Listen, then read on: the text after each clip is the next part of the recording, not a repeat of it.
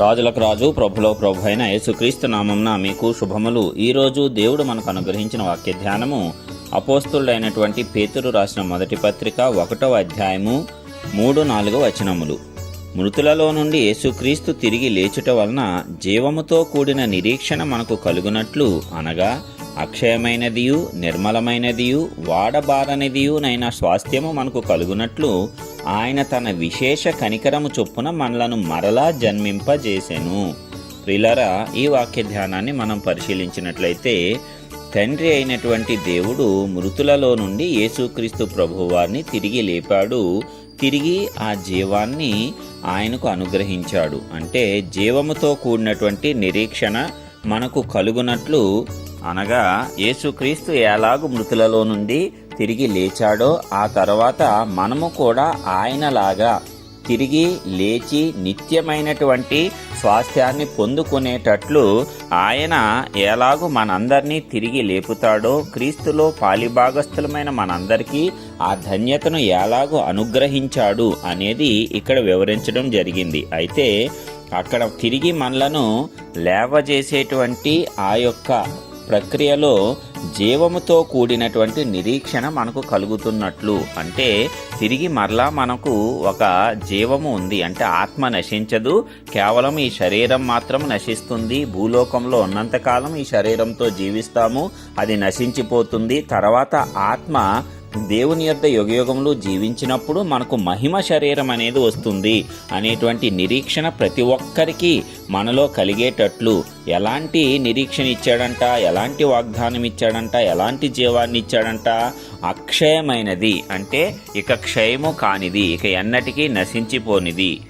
అలాగే నిర్మలమైనది, అంటే ఏ రకమైనటువంటి నిష్ఫలత లేకుండా ఫలవంతమైనటువంటి నిర్మలమైనటువంటి, అలాగే వాడబారనిదినైనా, అంటే ఎన్నటికీ కూడా దాని యొక్క పరిమళము తరిగిపోనటువంటి స్వాస్థ్యము మనకు కలుగునట్లు ఆయన తన విశేష కనికరము చొప్పున మనలను మరలా జన్మింపజేశాడు. అంటే క్రీస్తును అంగీకరించి పాపములను ఒప్పుకొని పాప క్షమాపణ నిమిత్తము బాప్తీసం పొందిన వారందరూ తిరిగి జన్మించిన వారే. అలాంటి వారందరికీ కూడా మరి ఎల్లప్పుడూ విశేషమైన కనికరం అనేది కలుగుతుంది. ఆ కనికరము చొప్పునే ఆయన తిరిగి నూతనమైనటువంటి జన్మము బాప్తిస్మం ద్వారా ఇవ్వటం జరిగింది. మరి ఒకానొక సందర్భంలో ఒక వ్యక్తి అడుగుతాడు కదా, ఇదిగో ఇప్పుడు నేను ఇంత వయసు కలిగిన వాడను కదా, మరలా తల్లి గర్భంలోకి వెళ్ళి ఎలాగ పుట్టి ఎలాగ జన్మించగలను అని అడుగుతాడు. లోక ప్రకారం అది ఆలోచన. అయితే ఆత్మలో మనము తిరిగి జన్మిస్తాము. ఎప్పుడైతే ఈ శరీరము పాప శరీరంలో మనము జన్మించినప్పుడు పాపంతోనే ఈ భూలోకంలోనికి వస్తున్నాము. అయితే దేవుడు మనలను కనికరించడం వల్ల దేవుణ్ణి మనం అంగీకరించి మన పాపములను ఒప్పుకొని ఆయన నామమున బాప్తీసం పొందినప్పుడు మనము రక్షింపబడతాము. అదే నూతన జన్మ. అంతే తప్ప మళ్ళా తిరిగి తల్లి గర్భంలోనికి వెళ్ళి మరలా నీవు జన్మించడం అనేది కాదు. అయితే ఆత్మపరంగా మనము తిరిగి జన్మిస్తాము. అప్పుడు పరిశుద్ధాత్ముడు వచ్చి మనతో పాటు మనలో నివసిస్తాడు. పరిశుద్ధాత్ముడు అంటే దేవుని యొక్క త్రయములో ఒక భాగము, తండ్రి, కుమార, పరిశుద్ధాత్మ.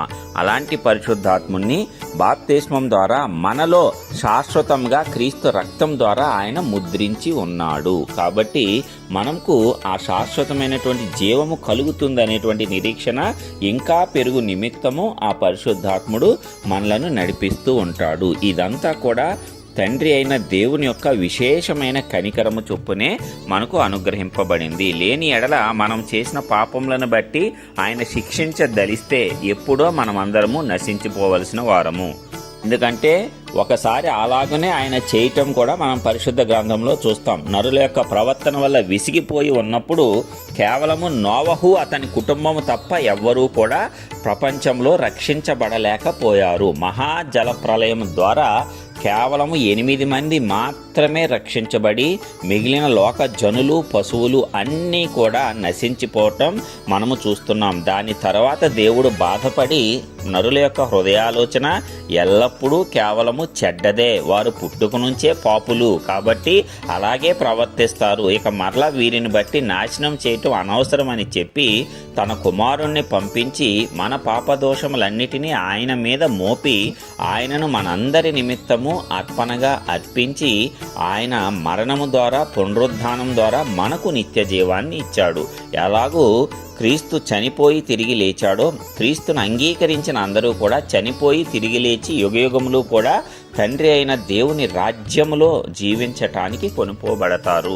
ఇది మనకు అనుగ్రహింపబడినటువంటి వాడబారని స్వాస్థ్యము, అక్షయమైనటువంటి స్వాస్థ్యము, నిర్మలమైనటువంటి స్వాస్థ్యము. దీనిని గమనించుకున్నప్పుడు ఈ లోకము దాని ఆశల మీద ఎవరు ధ్యానం ఉంచుకోరు, కానీ యుగయుగములు శాశ్వతంగా సంతోషంగా ఉండే దాని మీద ప్రతి ఒక్కరూ ధ్యానం ఉంచుకుంటారు. ప్రియులారా, మరి వాక్యం ద్వారా మనమందరము కూడా ఇంకా ఏవైనా శరీర క్రియలు, శరీర ఆశలు మనలో ఉన్నట్లయితే వాటిని మన ఆత్మశక్తి ద్వారా జయింపజేసుకుందాము. మనమందరము దేవుడు ఉచితంగా తన కృప ద్వారా అనుగ్రహించిన ఆ అక్షయమైన నిర్మలమైన వాడబారని స్వాస్థ్యాన్ని సంపూర్ణంగా పొందుకుందాము. ప్రార్థించుకుందాం. మహాశక్తి సంపన్నుడవు, కృపాసత్య సంపూర్ణుడు అయినటువంటి మా ప్రియ పరలోకపు తండ్రి, నీ ఘనమైన నామానికి వందనములు, స్తోత్రములు చెల్లించుకొంచున్నాము.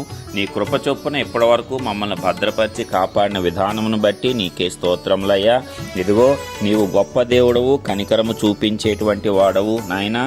ఎంత కృపగా నీవు మా ఎడల చూపించి ఉన్నావో మేము తండ్రి వాక్యం ద్వారా తెలుసుకుంటూనే ఉన్నాము.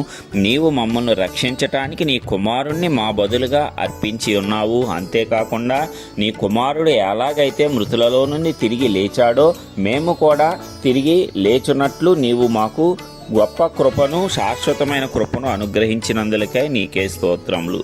నీ విశేషమైనటువంటి కనికరమును మేము సదాకాలము పొందుకొని నీలో శాశ్వతంగా మేము జీవించే ప్రకారము నీవే కృప చూపించి నడిపించండి. వాక్యం ద్వారా మరొక్కసారి మేము జ్ఞానమును పొందుకొని నీవిచ్చినటువంటి ఆ వాడబారని స్వాస్థ్యాన్ని, గొప్ప నిరీక్షణను మేము ఎల్లప్పుడూ ధరించుకున్న వారమై, క్రీస్తును ధరించుకున్న వారంగా గొప్ప నిరీక్షణ, గొప్ప విశ్వాసము, గొప్ప నమ్మకముతో జీవిస్తూ ముందుకు సాగుతూ ఈ లోకంలో ఏర్పడేటువంటి తాత్కాలికమైనటువంటి శ్రమల మీద దృష్టి ఉంచకుండా మాకు రాబోయేటువంటి శాశ్వతకాల మహిమ మీద మేమందరము కూడా దృష్టి ఉంచి మమ్మల్ని మేము బలపరుచుకొని బలముగా నీ నామంలో ఎదగటానికి, బలమైన కార్యాలు ఈ లోకంలో చేయటానికి, అనేక ఆత్మలను రక్షించటానికి, మహిమ నుంచి అధిక మహిమకు మేమందరము ఎదగటానికి నీ ఉన్నతమైనటువంటి కృప మా ఎడల విస్తరింపజేయండి. మా ప్రియులందరి మీద నీ యొక్క జ్ఞానము కలిగిన ఆత్మను కృమ్మరింపజేసి చేసే ప్రతి పనిలో కూడా జ్ఞానముతో ప్రవర్తించేటట్లు నీవే సహాయము దయచేసి నీ శక్తితో మమ్మల్ని నింపి ఆశీర్వదించి నీ నామానికే మహిమ తెచ్చుకోవలసిందిగా నజరేయుడు సర్వశక్తిమంతుడైన యేసయ్య పరిశుద్ధ నామం పేట ప్రార్థించి పొందుచున్నాము తండ్రి. ఆమేన్.